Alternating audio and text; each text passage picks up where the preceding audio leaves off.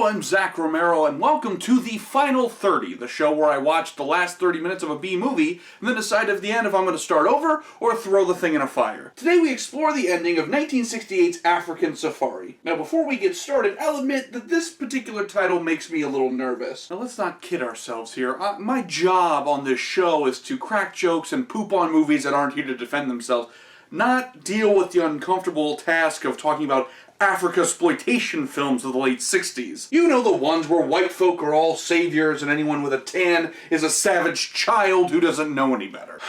So let's see how much apologizing I will have to do after watching this movie.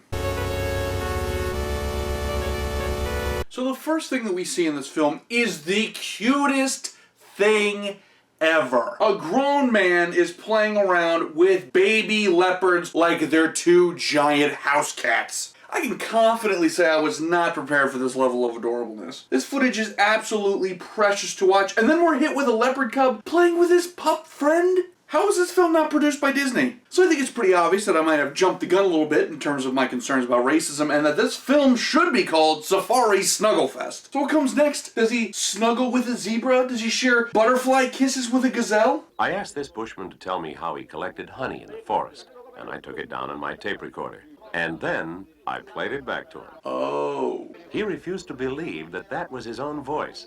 When it was all over, he told me that the little man in the black box said exactly the same thing the same way he did.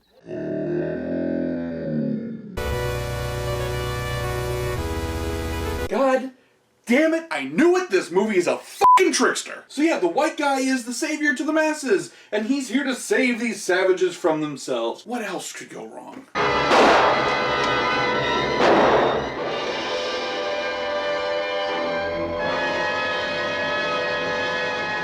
The third shot went through his spine, and he died just as he struck me.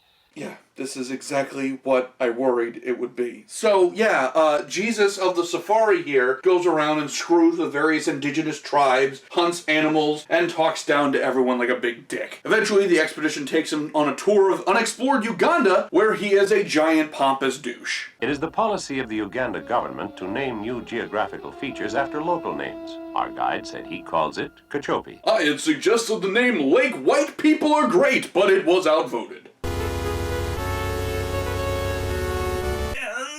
Maybe. Provided there is more cute animal stuff than just the beginning part that I saw. If I'm allowed to fast forward through the bullshit white elitist parts and murders, then I just want to see animals being cute. Now, surprisingly enough, we get to balance out the tally sheet.